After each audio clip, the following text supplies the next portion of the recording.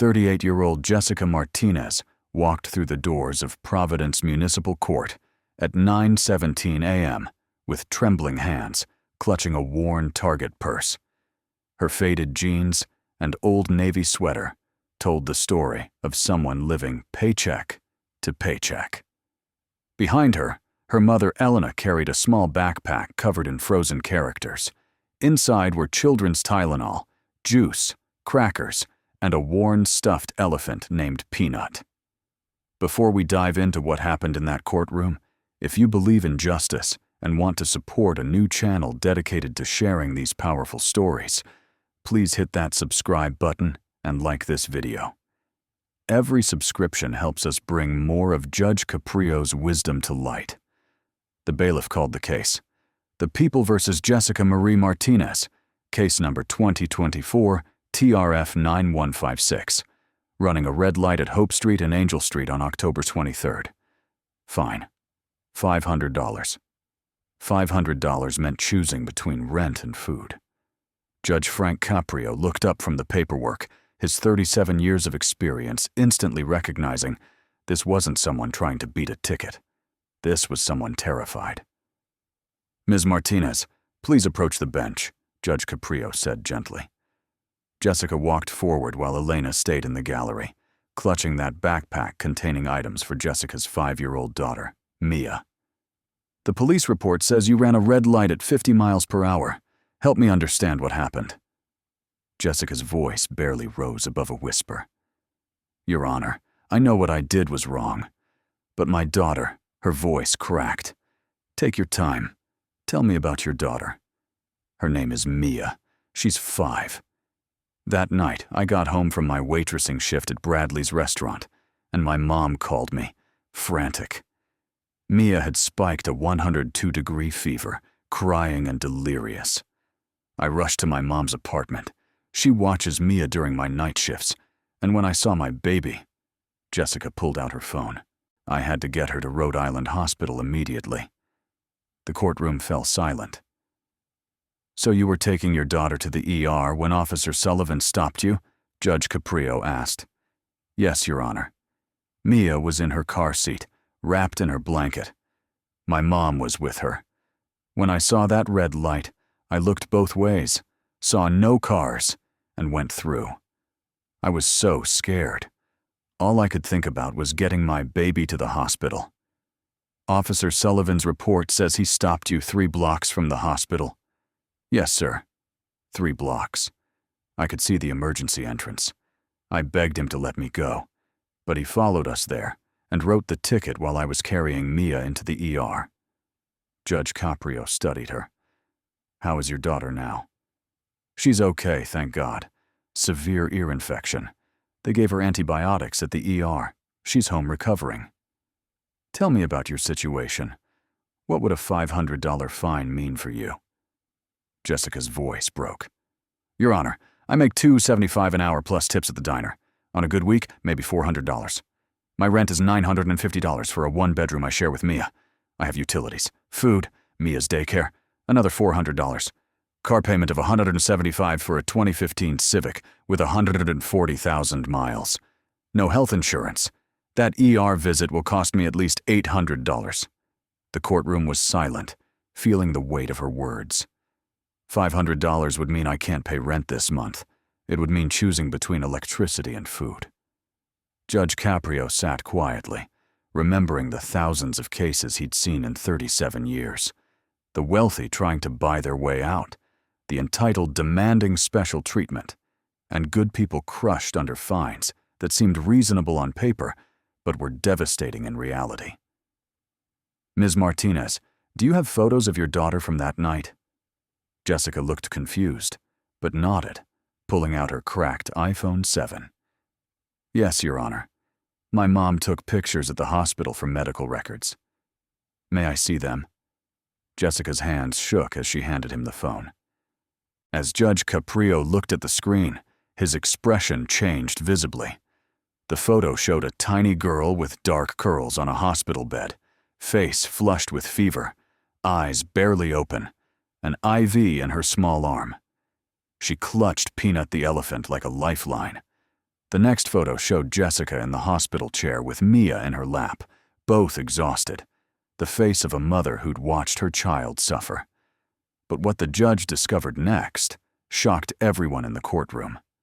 Judge Caprio handed back the phone and was silent.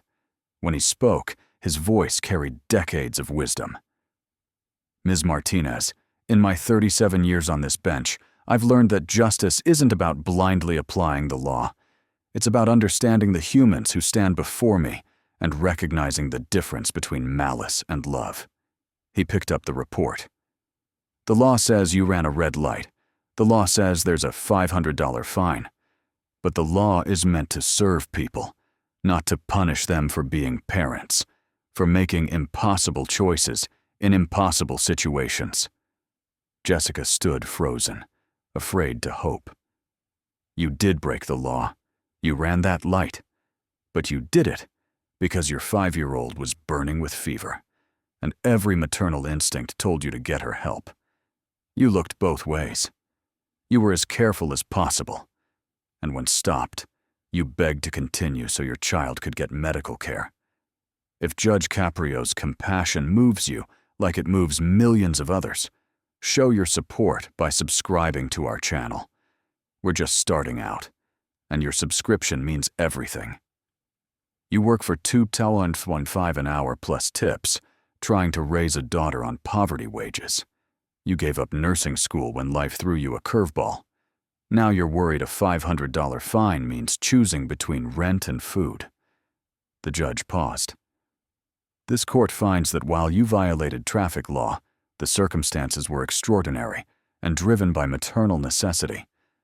The $500 fine is unconscionable given your circumstances. I'm reducing it to $50, payable in $10 monthly installments. The courtroom erupted in whispers, but Judge Caprio wasn't finished. Ms. Martinez, you are not a criminal. You're a mother who made a decision based on love and fear for your child. Those instincts hold our society together. We shouldn't punish parents for acting on them. Judge Caprio stood from his bench, something he rarely did. I'm going to do something unusual. I'm going to pay your $50 fine myself. The courtroom fell silent. Jessica's mouth opened wordlessly. Elena gasped. Your Honor, I can't. I'm a father and grandfather. I know what it's like to watch your child suffer. You've already sacrificed so much. Your education, your financial security. You shouldn't have to sacrifice food or rent because you rushed your sick daughter to the hospital. He pulled out his wallet and handed Jessica 3 $20 bills. This covers your fine with $10 left over. Buy something nice for Mia. Maybe a friend for Peanut. Jessica broke down completely, tears streaming. Thank you. You don't know what this means. I think I do, Judge Caprio said softly. I've been doing this job for 37 years. Sometimes the law sees the act, but compassion sees the person. You're a good mother. Mia is lucky to have you. As Jessica and Elena embraced, both sobbing, even the bailiff wiped his eyes. But the story didn't end there. A reporter in the courtroom witnessed everything. By evening, Judge Pay's mother's fine after hospital rush was viral. Within days, millions had viewed it. The response was mixed. Many praised Judge Caprio's compassion. Others criticized him, including City Councilwoman Margaret Weston, who went on radio. Judge Caprio is setting a dangerous precedent. If you have a sob story, you can break the law without consequences. Her comments sparked outrage. Providence mothers organized protests at City Hall with signs reading, "Mothers aren't criminals," and "Compassion is justice." The hashtag #Justice for Jessica trended for 3 days. The most powerful response came from Officer Sullivan himself. He requested a meeting with Judge Caprio 2 weeks later. Your Honor, I've been thinking about what you said about judgment and compassion. I've watched my wife struggle with our 2 kids while I work double shifts. When I think about Ms. Martinez begging me, about that little girl, his voice caught. I should have shown more humanity. I should have escorted her to the hospital, then made a decision about the ticket. Judge Caprio smiled. That's exactly the kind of policing this city needs. Officers who know when to apply discretion, when to choose humanity over procedure. That conversation led to real change. The Providence Police Department implemented new training on circumstantial policing, teaching officers to consider context, especially in medical emergencies and poverty-related situations. Officer Sullivan became a primary trainer. Meanwhile, the viral attention brought Jessica's story to Rhode Island College of Nursing. Dean Dr. Sarah Chen reached out. Ms. Martinez, we'd like to offer you a full scholarship to complete your degree, with flexible scheduling for parenting.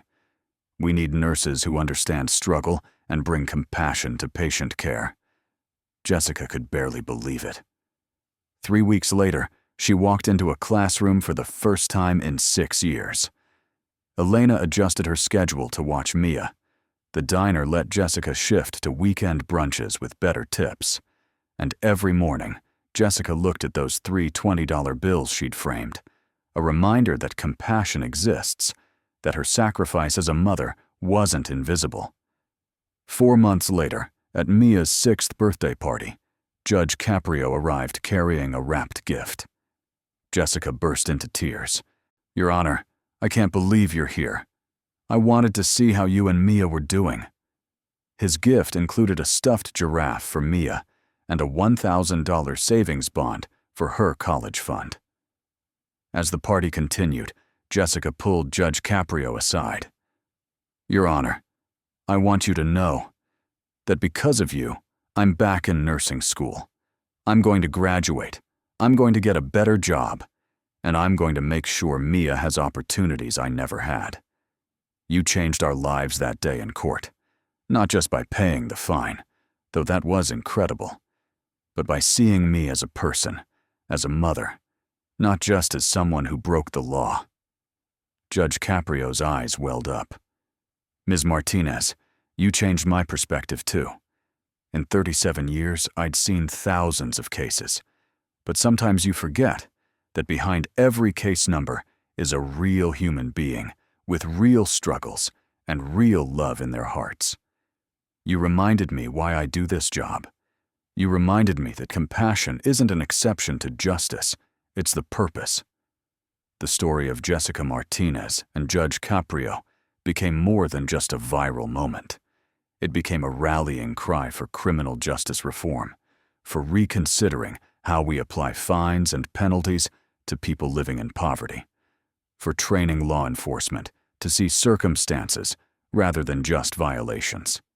A year after that courtroom hearing, Providence Municipal Court implemented the Martinez Protocol, a formal system for judges to consider financial hardship and emergency circumstances when assessing fines for traffic violations. Other cities across Rhode Island, and eventually across the country, began studying and implementing similar programs. Jessica Martinez graduated from Rhode Island College of Nursing with honors 3 years after returning to school. Her first job was at Rhode Island Hospital, the same emergency room where she'd taken Mia that terrifying October night. She specialized in pediatric nursing, drawn to helping children and supporting parents through medical crises. On her first day of work, she wore her nursing scrubs with pride, and pinned to her badge was a small button that Elena had made for her.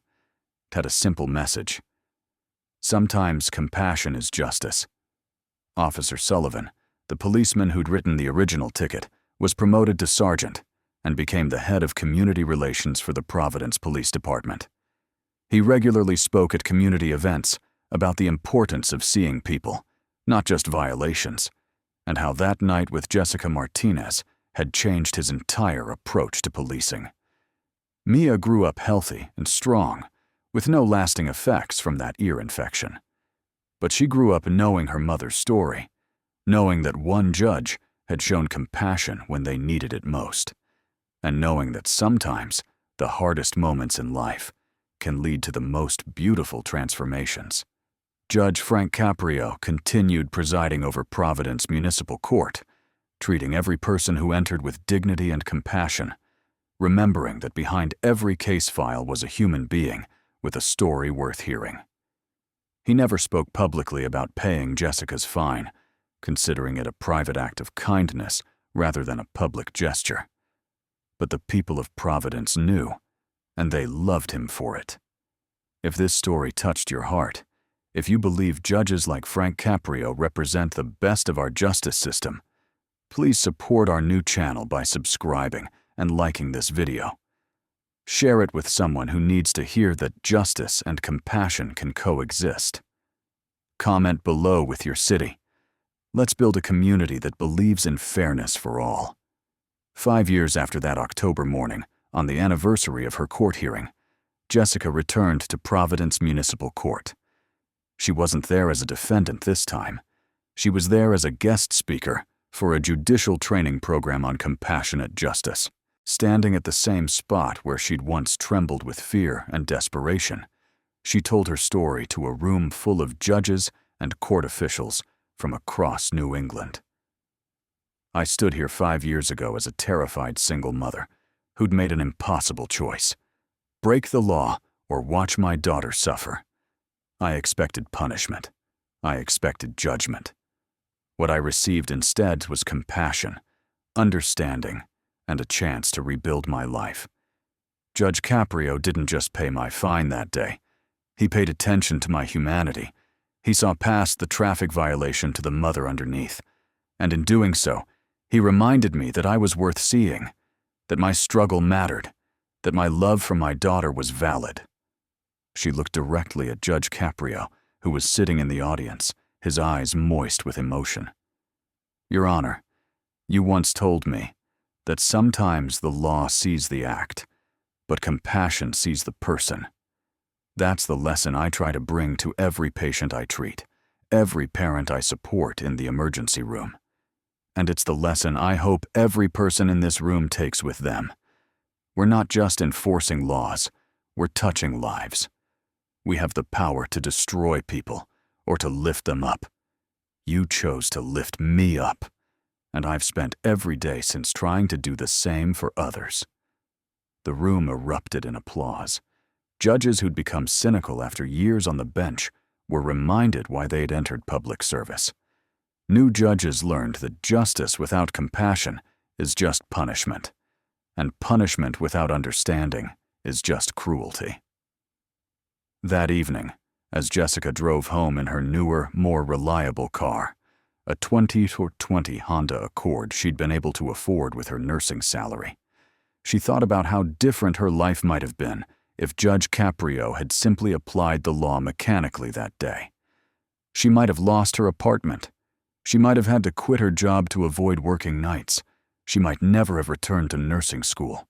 Mia might have grown up watching her mother crushed under the weight of impossible choices and inadequate resources. Instead, because one judge chose compassion, because one man recognized her humanity and responded to it, she had a career she loved, a stable home for her daughter, and hope for the future. She'd gone from counting pennies to planning for Mia's college education. She'd gone from feeling invisible to feeling valued. She'd gone from desperation to dignity. The lesson of that October courtroom hearing echoed far beyond Providence, Rhode Island. It reminded everyone who heard the story that justice isn't just about applying laws uniformly. Real justice requires seeing the human beings who come before us, understanding their circumstances, and recognizing that sometimes the most just thing we can do is show mercy. Because in the end, the courtroom truly is the great equalizer, not just in holding the powerful accountable, but in lifting up those who've been knocked down by circumstances beyond their control. Sometimes the hardest lessons are the ones we need most, that rules exist to serve people, not to punish them for being human. That money can buy comfort, but never class or compassion. That justice cannot have two standards, but that doesn't mean it must be rigid, heartless, or blind to human suffering. Judge Frank Caprio taught all of us that day that compassion isn't an exception to justice, It's the very heart of it. And Jessica Martinez taught us that a mother's love is powerful enough to overcome any obstacle, break through any barrier, and ultimately change not just her own life, but an entire justice system's approach to fairness and humanity. In a world that often feels harsh and unforgiving, their story reminds us that kindness still matters, that seeing each other's humanity still matters, and that sometimes the most important thing a judge can do is put down the gavel and pick up compassion instead. That's not just justice. That's what makes us human.